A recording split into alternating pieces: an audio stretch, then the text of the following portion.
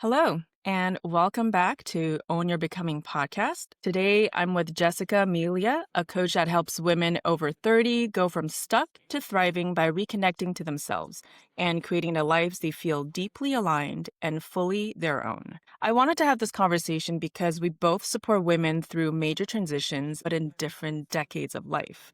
And I thought it would be interesting to explore the overlap and evolution between these stages, what women seek, what they struggle with, and what they're ultimately longing for. This podcast is all about perimenopause. So I wanted to talk to someone in their 30s to see what they know about it or if it's even something they think about yet. My focus is on prevention, helping women enter this phase with awareness and start building habits now that support them later. Hi, Jess. Hi, Wendy. Thank you for being here. Thanks for having me. Maybe we can start with you sharing a little bit about your work with women in their 30s. Absolutely. I'd love to. As a 33-year-old, I'm, fresh into my 30s, but have found so far that your 30s can be such an empowering and destabilizing decade. On one hand, there's a sense of expansion, right? You feel more capable, more resourced, more self-aware than you were in your 20s. And there's real excitement about who you're becoming and the possibilities that lie ahead. But it also can be a decade of pressure and comparison. There are career milestones, marriages, children, financial markers, and this can really stir up feelings of feeling behind, which can trigger feelings of self-doubt or urgency to make things happen. But we're also experiencing shifts in friendships, right? Our identities are evolving. You start to ask yourself what truly matters, what you actually want for yourself in this life. And with all of that, it is really easy to lose touch with yourself. And when that happens, we tend to go into autopilot, burnout, overwhelm, and that's when the stuckness really sets in. For me, my 30s have been a chapter of reinvention. I come from a corporate background, and in the last few years of my tech career, I felt this pull to do something completely different, but I didn't know how to get unstuck and how to figure out what that thing was. So I feel like I essentially became the coach I needed to talk to when I was in that space. Someone that could help me reconnect with myself, get clear on what I wanted, and move forward with intention. And my 30s, so much of it has been about unlearning the stories I absorbed in my 20s and rediscovering what lights me up, intentionally building a life that feels mine. And that's why I chose this focus for my coaching this decade. It is so uniquely powerful and transformative, one that really asks you to align yourself in deeper ways. And supporting women through this process isn't just work I believe in, it's actually work that I've had to do and work that I continue to do. Yeah. And I know how life-changing it can be to have the right tools, language, and support to navigate it. Yeah. There's a lot of things you just said that really resonated. And then you'll realize, every decade that you're constantly changing and your identity is constantly changing. I really admire that you had the courage to leave corporate and, and really follow what lights you up. Like for me, I was also, in tech for a long time. And once you settle in it and you're getting paid well and it's safe, it's very hard to leave. Right. Unless you find that spark. So I knew that's not what sparked me, but I didn't know what sparked me. And so there was not that thing that pulled me out. Yeah. So I kind of just stayed there, but very, open eyes, searching for what that thing would be. I think it's really great to be able to jump out of that in your 30s earlier on. It's like you're starting your own hero's journey. Yeah. Earlier. Yeah. Yeah. Yeah. I too tried to find the spark in corporate, right? Like I started working for companies whose product I really believed in. I really tried to be intentional about finding people I really wanted to work with. And when it became clear that maybe the spark wasn't going to be at work, I started to think about how can I supplement my time outside of work? If the spark's not in the 9 to 5, where is it in the 5 to 9, for example? But it turns out that model just wasn't working for me. And it really required kind of a complete unraveling of a lot of things that I had built for myself and finding something totally new. Yeah. And I also love that you pointed out how it's very easy to lose ourselves, especially how society defines success, or maybe what your family expects of you, or all of your surrounding, what they're going for. And now you feel like, is that what I should be going for too? It's a constant process of finding who you really are. And I think at any age, it's easy to fall under that under the peer pressure or under the societal pressures around you. And yeah, unlearning what you knew in your 20s and your 30s. And then once you reach your 40, you're unlearning everything you knew in your 30s that you thought were true. And then, and especially going to perimenopause when the hormone starts fluctuating, it brings out a lot more your Mm, truth. And it really sheds more light on the things that are not resonant with you, right. that you've picked up, because all of these false identities that we pick up, they're from fear of not being loved, fear of being rejected, fear of, for our survival. And I think at every decade, there's different fears that we're facing. And probably in the 30s, it's a different set of things, like finding a mate, maybe, having a baby, starting a family. And then in the 40s, it's something different depending on where the woman is at. Yeah. Yeah, absolutely. I think the identities are fear-based and they can also be really relational, right? Like you're one person at work, you're another person with your partner, you're one person with your extended family, you're another kind of person with this really close friend of yours from high school. And another way to kind of feel disconnected is sort of not understanding how all those identities come together and like what is actually you to your core. Yeah. So it's fear-based and it's also, those identities can be really relational as well. And kind of unpacking a lot of that and figuring out like who am I at my core is so Mhm. important. In your work with your clients, what do you see as the most, I guess, common reason for disconnecting with oneself? Yeah, I think disconnection can happen in so many different ways. I think specifically in your 30s, though, it's that comparison and feeling behind that Mm. can really lead to the disconnection. This feeling of being without, being behind, not yet having, being in lack Mhm. really can cause someone to focus on truly all the wrong things, unfortunately, and moving through life in a way that makes you acutely aware of what you don't have as opposed to what you do have. Yeah. And this comparison trap and again, feeling like you are without can really lead to disconnection. And I think just based on the pressures that women are up against in their 30s, this would be the most common driver of disconnection in my clients. Yeah. I love that you mentioned it comes from this place of lack, being behind, seeing, other people have their career or maybe a family and this and that, and you feel like you really need to focus on those things. And then what happens in your 40s as you're going through perimenopause is if you started really focusing on filling those lacks that you think you're supposed to have, by the time you reach your 40s, and maybe you've reached them, and then what you might find out is that's not who you are. It does not give you whatever it is that you were looking for. And so, and especially if you've been pushing yourself to fill those lacks, whether it's career or whatever it is, and you're pushing yourself to fill all these roles so that there is no lack, so that you're not behind and you're caught up as a mom, as a wife, as a career woman. By the time you hit the 40s, if those are really not who you are, you will find a reckoning moment Right. where you wonder, who am I beneath all of this?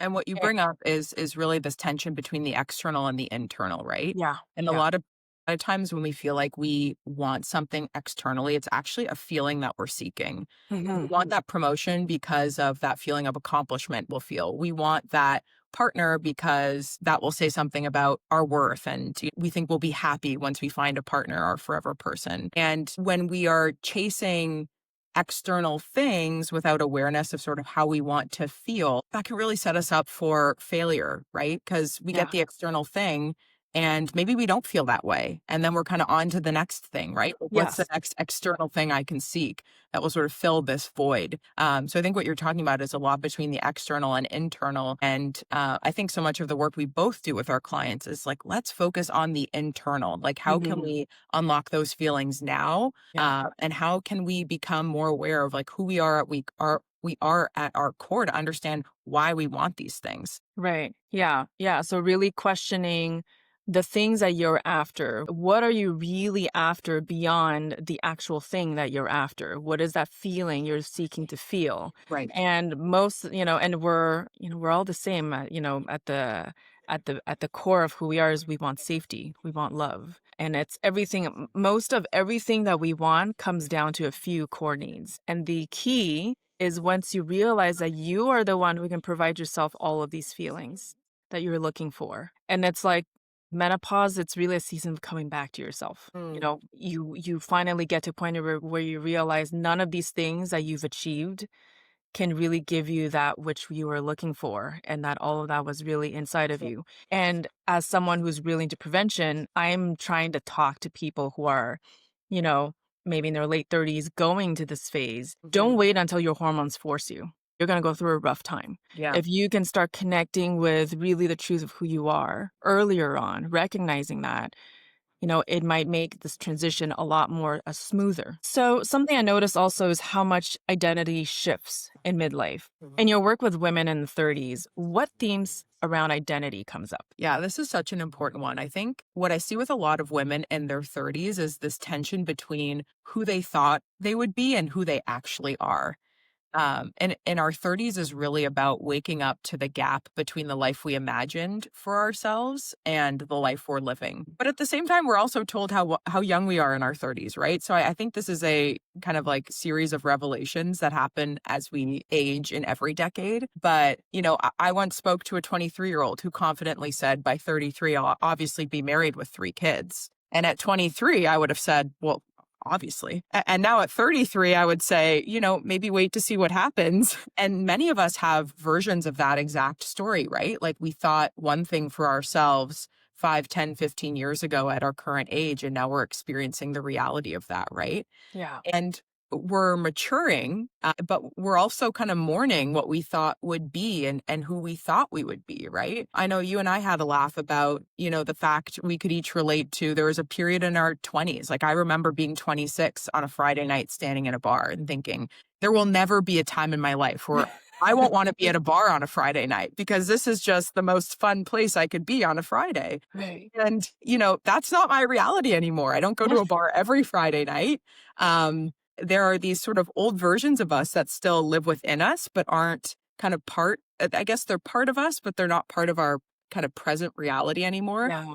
And Yeah. there's so much maturing and mourning in that as our identities evolve as we age. Mourning is part of identity shift. Yeah. And identity shifts as part of growth. And if there's one constant in life, it's change. Mm. So get used to mourning, letting go of the old. So you're making space for the new. And in the 20s, I used to love clubbing. Yeah. I still love dancing, but I don't go clubbing anymore. And I could not imagine my life without clubbing. And I remember at the time I was also late 20s, and I had a mentor at work. He was 35, and he would say he would much rather be home with friends and having like wine and cheese. And I thought, Right. oh my God, you're so boring. How Like boring. I know. And then in my 30s, I remember walking by a club, looking at the lineup, and I thought, oh my God, I cannot do this anymore. I don't know what I Yeah. was thinking before. I'd love to go to a wine and cheese night. And I'd Right. also go to a club, right? Like it's not, they don't have Yeah. to be mutually exclusive, but it is so funny to think about things that were so important to our younger Right. selves and things we were so sure of, right? Right. Yeah. Um, and kind of, appreciating how that part of us can still live within us, even though it's not necessarily like at the forefront of our present day identity. Right. Yeah, and when it comes to mourning something, of the past, it's really about the story that you attach to Mhm. what that was. So like what is clubbing? Why would I mourn, or why would you mourn, you used to go to bar? Well, maybe for me the meaning behind it is I was fun. Right. And the idea of like wine and cheese at home is boring. But now you're in this phase, I'd much rather have good company, good conversation, deeper connection, which back in my 20s, I didn't want that. When you're mourning an identity, it's also a good time to question why you're mourning that identity, why you're Right. mourning the end of that. What did that mean to you? And the fact that you don't do that specific activity anymore, or you're not interested in this activity anymore, does that really mean you're not fun? Does that Right. really mean, right, you're no longer whatever story it is that you have attached? Yeah, but maybe, your version of fun now is just different. Like, Right. you're still fun. Yeah. You're just a different definition of fun, right? Like so that core value still remains true for you. Just how you honor it has changed from being in a club at 2 a.m. to having a deep conversation with a friend Right. over wine and cheese. Right. And it's so interesting that you talk about sort of the meaning we attach to things, because I think that's another thing I see around identity in my clients. We build these beliefs around our circumstances and then we internalize them. Mhm. And often it's not the actual situation that's holding us back, but rather the meaning that we attach to it. So, for example, a single woman in her 30s who wants kids, she may hold the belief that she's behind or undesirable, but like that's not a fact. It's a story that she's carrying, right? Mhm.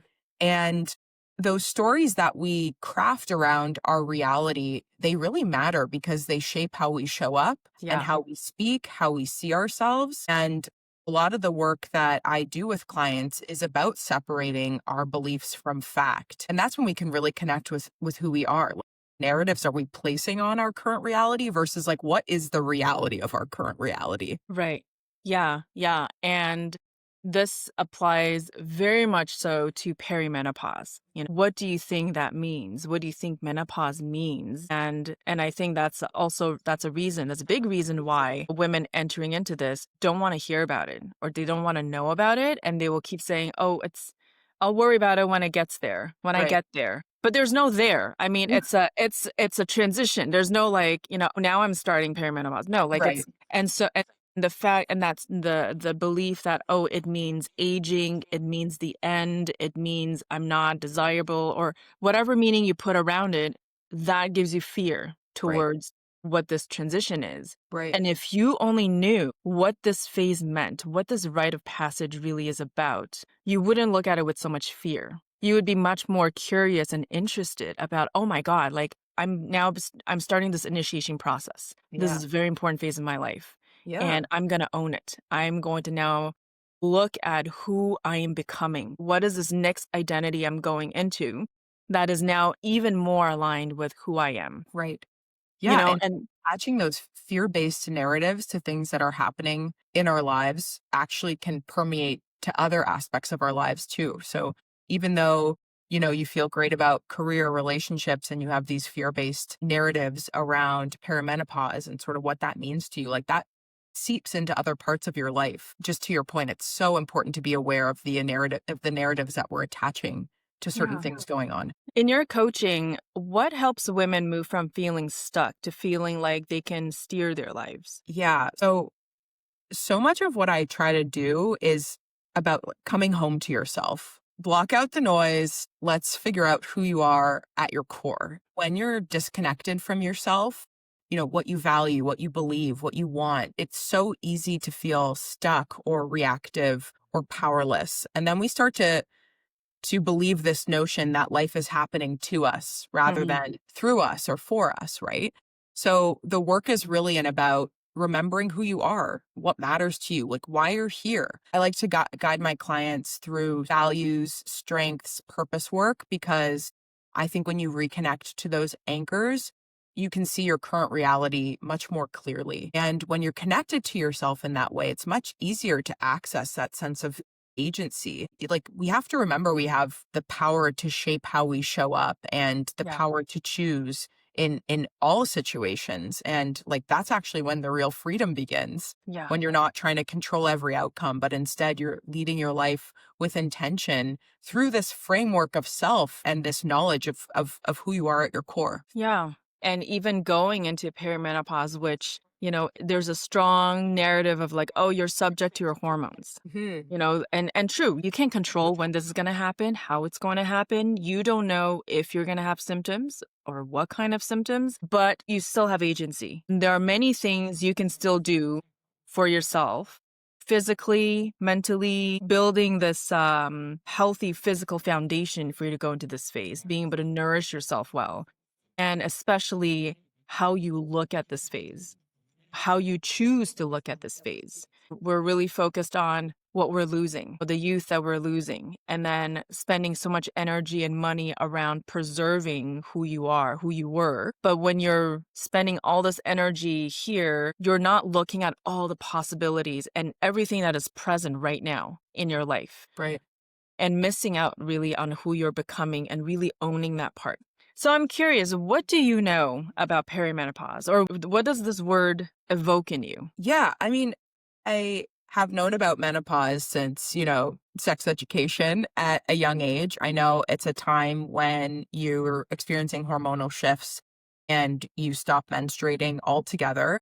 I think of perimenopause as this sort of premenopause stage where you're starting to experience some of those hormonal changes that impact things like, sleep, mood, your menstrual cycles. But if I'm being honest, I think a lot of my contemporaries are so focused on fertility if they're trying to have children, and there isn't much of an emphasis on this perimenopause stage. So, Mm. I would love to know from you, like, what are some watchouts that women in their early to mid 30s should be keeping an eye out for as they approach this stage? First, while your cycle are still regular, start tracking. Start tracking your cycle, the duration of your cycle, and not just that, but also how you feel at every week throughout the cycle. What kind of thoughts come up? And start noticing the patterns of your thought, the patterns of how you feel, the patterns of even your physical sensation.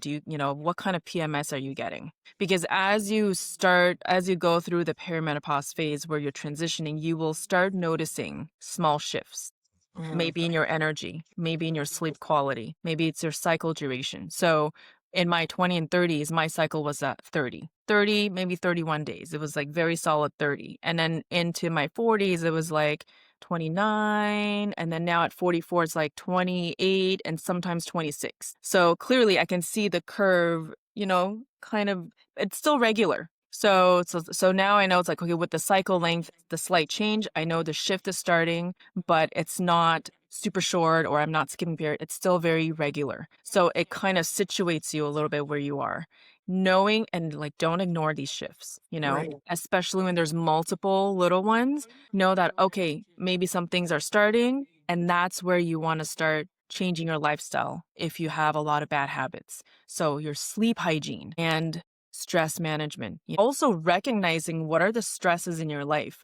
I just had an interview with a perimenopause coach. She's has a functional medicine background. We were talking about how stress can be addictive. Stress is not always what you think it is. Like sometimes it's very clear, like you're stressed by a situation, by a boss or a deadline. But sometimes you're addicted to how it feels. And then when you're so used to feeling stressed, what you're used to, you're comfortable with. So then you no longer identify it as stress. You just run on that.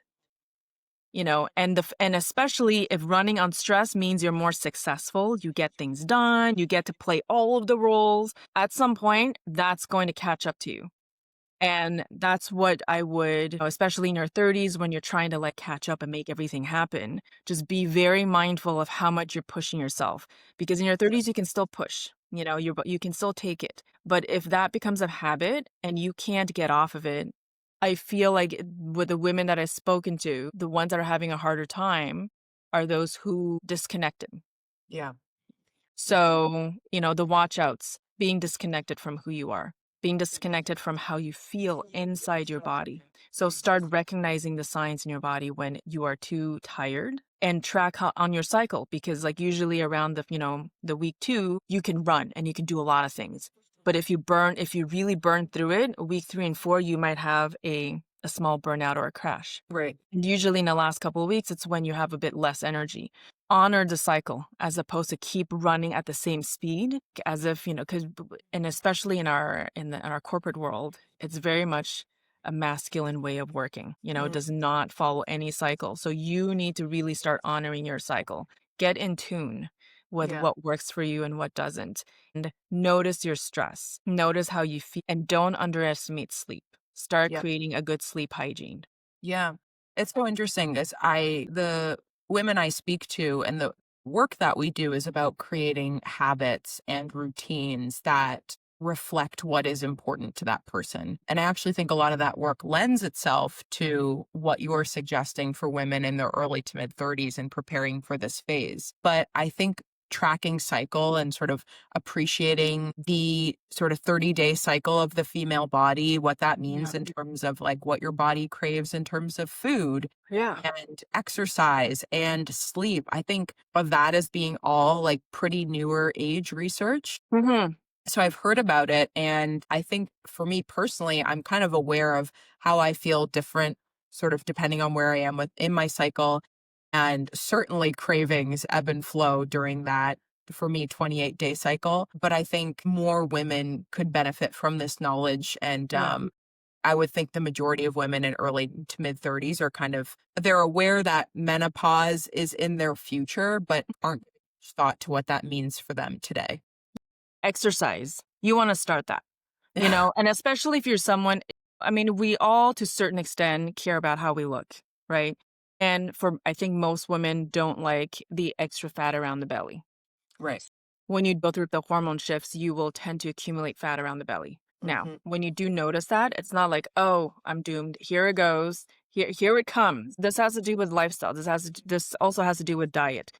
You can't completely eliminate or change how your body composition is changing, but you still have agency. You're not subject to that. So if you are not working out today, if you don't have some kind of a movement ritual, especially strength training, I mean, it's one thing to move in a way that you love, like dancing. That's very good for your nervous system. But at the same time, going into like menopause and postmenopause, your muscle, it's your real retirement saving plan. Right. You know, you want to start building those up young. Sure, you can start at any time, but if you start younger, you now have it in your habit and you have it in your practice.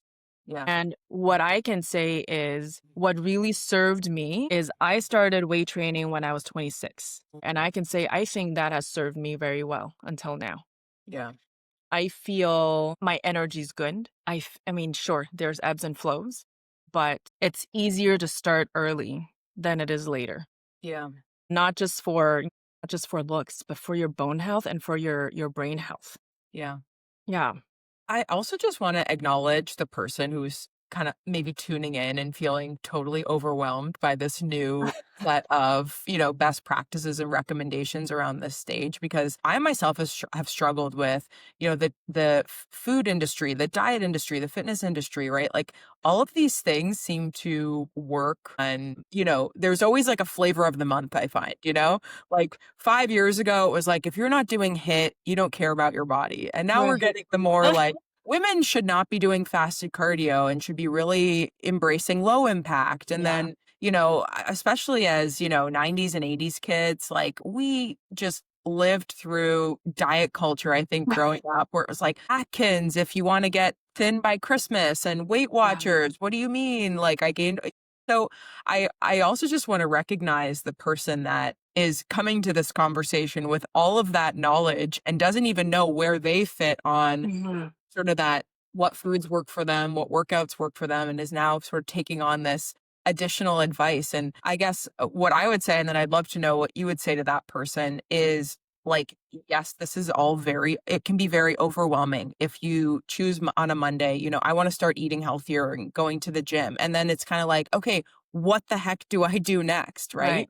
Right. Right. And I think for me, it's been helpful over the years just to even, again, I think it just starts with sort of awareness, right? It's like, Mhm. even necessarily making changes immediately, but just mentally noting, like, when I eat this food, I feel really energized. And when I eat Mhm. this food, I feel really terrible. And when I do this workout in the morning, I have to go home and have a nap immediately. Whereas when I do this workout in the morning, I feel energized right till bed. So, like, what would you say to the person who's just feeling totally overwhelmed and like knows they need to make a change, but Yeah. also knows how much information is out there Yeah. and isn't sure where to start? Like, how do you talk to that person? Yeah. So I like to create easy systems Yeah. where the systems just gives you all the stuff you need without you having to measure all the food you're eating and remembering every item.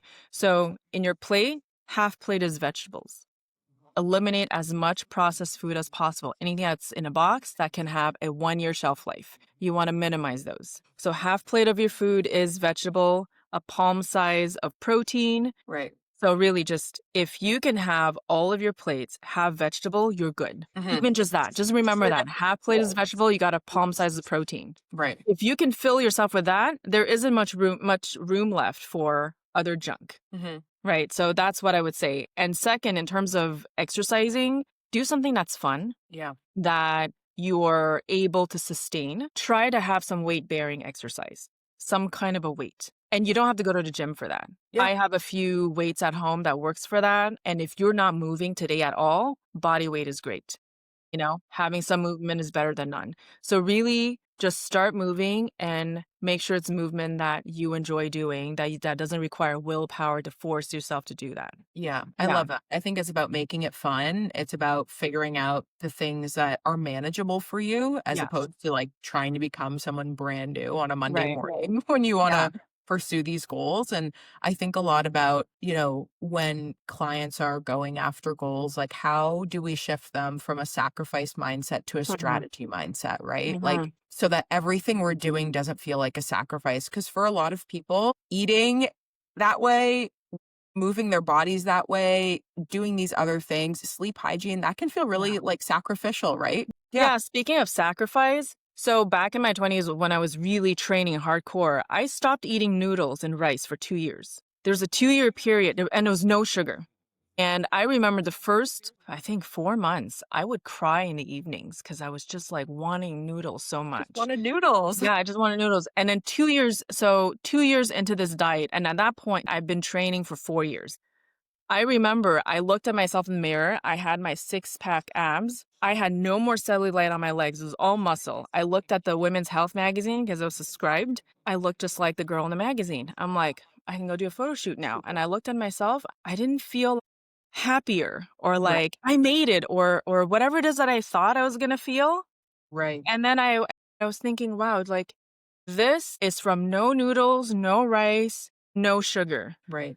I think I was happier when I could eat some noodles. Right. It's like you And when got I could this thing, but at yeah, what expense? yeah, and it's like, I think I am fine not having abs. I think the happiness that, being able to eat noodles and be able to eat normal when I go Right. see friends or Right. parents and, not having to eat my diet food while everyone's eating their food. Right. Like, I think that was more, it brought me more joy than to have my six packs abs. And that's when I stopped. I, went back to eating noodles. So going back to your point, sacrificing.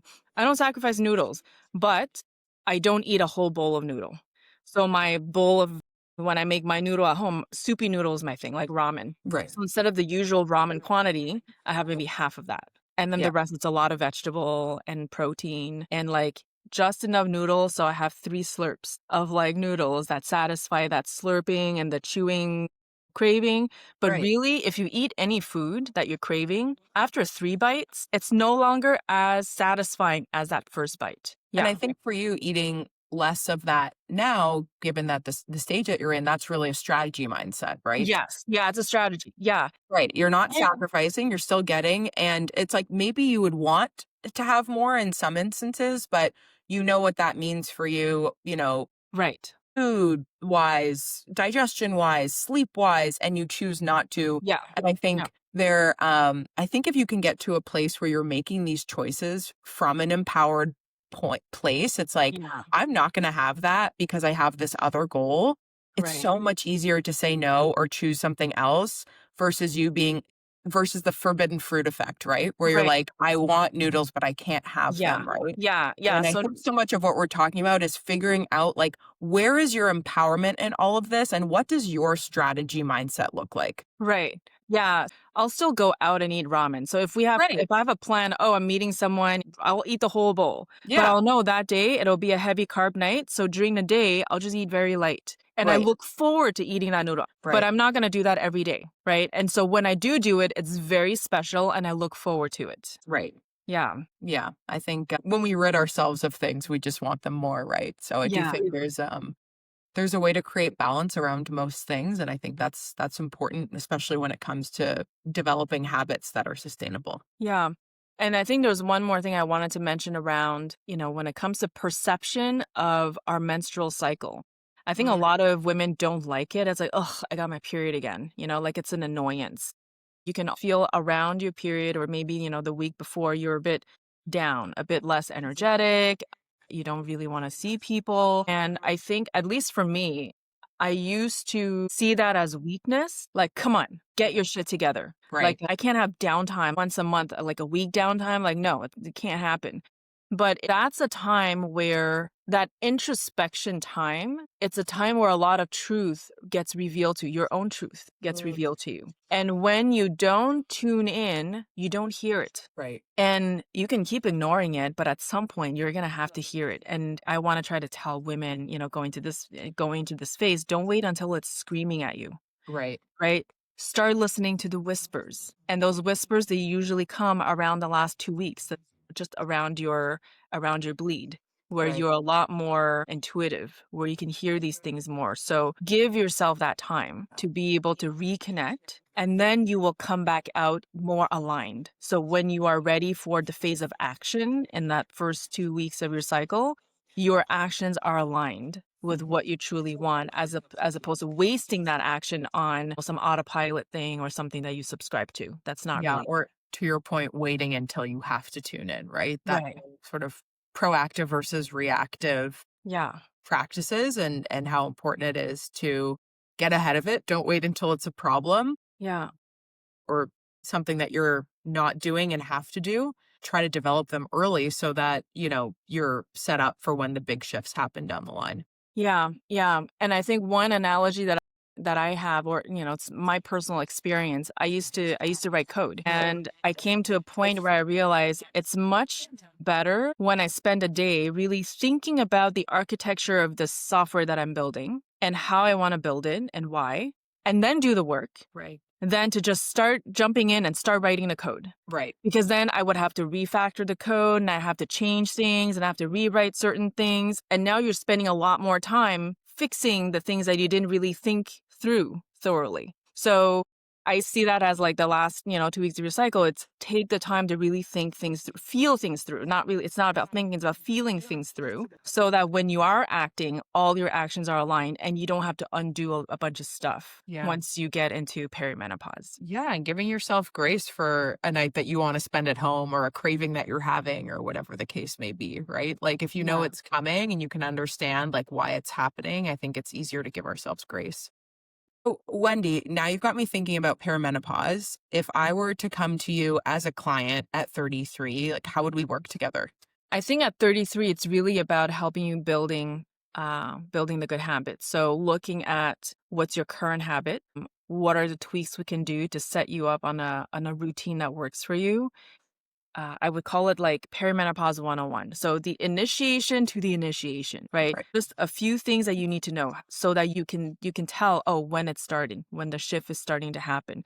And if it's starting to happen, what can you watch out for, and start maybe in regarding your lifestyle, what you can change around that would help you go Yeah. through this phase. Second, it's your mindset around this. Like, how do you perceive perimenopause? Is it a scary thing? Do you think it's an aging thing? Are you open to it? So to really build the right mindset, so you understand what this phase is beyond just hormone changes, beyond just the physical changes. There's a meaning behind this phase. Right. And to start, I guess also to start thinking about, what is your legacy in your life?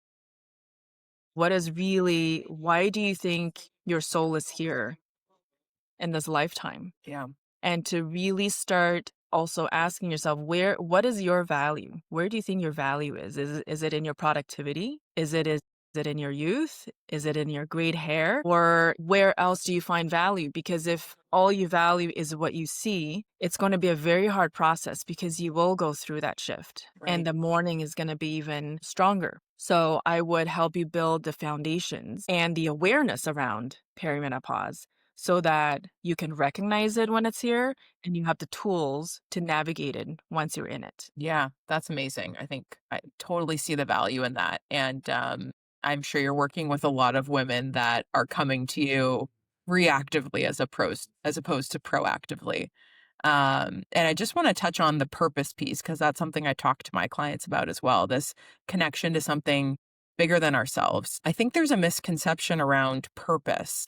I think when people think about their purpose, they think that it has to be something really like big and Mhm. grand. And it's something that will arrive in this sort of like grandiose fashion. You discover you have this unique skill, and Yeah. now you're doing medium readings for like Hollywood's like the biggest stars or whatever the case may be, right? I think it can be really intimidating for someone that maybe, goes to work every day, sees friends occasionally, and, works out a few times a week. But the way I like to think about purpose is what's important to you? What are you good at? And how can you externalize that in service of others or something bigger than you? And I just want to reiterate that living in line with your purpose doesn't have to look like medium readings or building orphanages or writing a book or, speaking at the UN or whatever the case may be, right? Like it can come Mhm. in really small moments, like how you Yeah. interact with someone at a coffee shop or a phone call you make to a friend and, what you choose to tell them or talk to them about. What do you see with your clients in terms of how they think about connecting with something bigger than themselves? Yeah. I love that you said purpose is not this grandiose thing like, oh my God, this is what I want to be. Like, it doesn't really come like that. And it's not this one thing in life. Life is a becoming. So maybe in your 30s, you had a purpose, and in your 40s, the purpose changed Right. because, once you attain a purpose, there's more. There's more in the evolution. In perimenopause, it's more about becoming more clearly aligned with your inner purpose, with who you are Right. and how you want to operate, and to speak your truth and to have the courage to own up to what you really want. Because a lot of times in the 30s, especially if you're if you have a family, and with estrogen being there, it's the sacrifice hormone. You sacrifice yourself for everybody around you, taking care of everyone around you, from Right. your pet to your kid to your husband to your parents. And when that estrogen drops, that's when now it's more about you. What do I want? And now naturally you would want less to just service everyone around you. You want more, getting in touch with who you really are, who you were before all of this happened. Every present moment is an opportunity for you to connect with that purpose. It may not be clear, like this big clear thing. Like, for example, this podcast, so I was trying a bunch of things, social media, this, that. And when I tried podcast, it's like something clicked. It's like, ooh, I like this. Yeah. I have Love no idea where this is going. I can't really say this is my purpose, really, but all I can say is I'm following this breadcrumb. Yes. This is a thing that gives me a spark of creativity, a spark of interest. I don't feel like, oh God, I got to work on my podcast today, right? I've never felt that until now. It's always, so there's a lot. So I would say follow that spark that you feel in this moment that makes you feel alive. It makes you feel like, oh yes, I love this. Yeah. And I don't know why I love this, but I love this. Well, keep following that, and that will open up trails. Like when I started the podcast, I didn't think about interview. Like it was not on my radar at all. I just wanted to be able to talk about perimenopause. I wanted to start talking about this topic more. And so I started with solo cast. It was just voice. And it was great because I didn't have to worry about video and the setting and like doing video editing. It was really nice until one week where I had 2 calls where somehow interviews were brought up. And I remember my first initial reaction of when they told me, oh, you should go on someone's podcast, to be interviewed. It's like, what? Like, no. Like, why would I do that? Right? Like, it never Yeah. crossed. Right. But then it's like, as I am doing more of this, these opportunities come up, these doors open up. Yeah. And now it's like life inviting you, like, are you going to walk through it? And then it felt like, well, of course I have to, even if Right. it doesn't feel very comfortable. I mean, you just know it feels right. So as you take action towards what sparks you, more things will open, more connection, more opportunities and possibilities will happen, and you will see them. And you will know them because one, it's a little bit uncomfortable, and two, it's like it's something that like excites you a little. So and then you Yeah. just know you need to follow that. And as you follow that, your purpose has been unraveling this whole time without you ever really maybe realizing this was my purpose. Right. Right. I love that. Follow the scent. Yeah. And like, no matter what your life looks like, you have a purpose. You deserve to have a purpose. No life Yeah. is too big or too small to have one. Like, it Yeah. could change weekly if you so choose. It could change hourly, daily. I think a lot of people think I'm not someone who can be connected to a purpose because insert some Yeah. belief here, right? And I think what we're both onto is like everyone gets that. Everyone deserves that. There's no earning that. And I think when you start to be intentional about connecting to it, things can really shift. So what would you say your purpose is? Oh my gosh. I've also had the experience where it changes based on day of the week of the month of the year. Right now, I feel my purpose is really about helping women in their 30s feel less alone and Mm, normalizing experiences. I've spoken to so many women who think they are doing it wrong, who feel really alone in their experiences, who are experiencing things for the first time and aren't sure how to navigate them. And, I've had that too. I continue to have that. And I think there's such an opportunity to create community and provide support for women going through their 30s. It's a very tender decade. It's a decade I think that often gets overlooked. You get a lot of support in your 20s. Um, and I think in your 30s, it's really when life paths start to diverge and things really start to shift. And I speak to a lot of women that feel alone in that, and like somehow they're doing it wrong and what they're going through is not normal. And I want every woman going through their 30s with any amount of doubt or curiosity, excitement or fear to have a place to go and support to seek. So that really feels like my purpose right now is creating a community that, I want, and helping women in their 30s navigate this decade. I love that, your purpose right now is help women in their 30s navigate that. And I am helping women in their 40s navigate that. Yeah, I love that, transition like these identity changes and these shifts. It's not just at one point in your life. It's really at every point in your life. right. And like you said, how your purpose is, it's a different purpose at, every day of the week, week of the month, and it keeps shifting. And I think one thing I want to say is just because you followed something that you thought was purpose and it didn't work out and you think that wasn't my purpose, to really re-question that, because to find your purpose, you need to also try things that, you weren't sure of, to realize that was for me or that wasn't for me, to Yeah. really then help you. And those are important part of the picture to get you to really be on purpose on Yeah. this journey. I love the saying, and I may butcher it, but you're not starting from scratch, you're starting from experience. It's something like that, Yeah. where, you may feel like, oh, I just pivoted, I'm starting from zero. I had the opportunity to do this thing, and now I'm starting from scratch. I have nothing. It's like, no, you're actually such a different person now than you were even last year when you tried this other thing. So I love that reminder. Even if you pursue something and it's not quite right, the starting point for your next thing is experience. It's not zero. Yes. And more knowing of who you are now. With every wrong choice, although nothing is really wrong, but with every decision you make, you know more Right. about what you want. Right. Yeah. It's all Yeah. cumulative. Doesn't Yeah. go anywhere.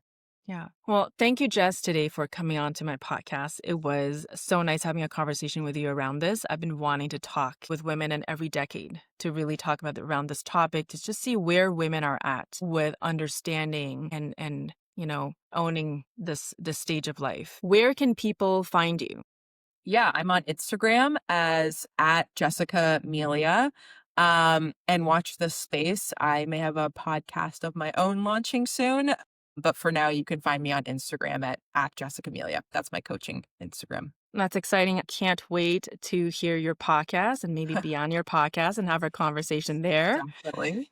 Thank you, everyone, for tuning in today. If you want more information, go to ownyourbecoming.com for free resources, and subscribe to the podcast and to the newsletter. That's where I announce all the new episodes and amazing interviews upcoming. Thank you again, Jess. Thanks, Wendy, for having me.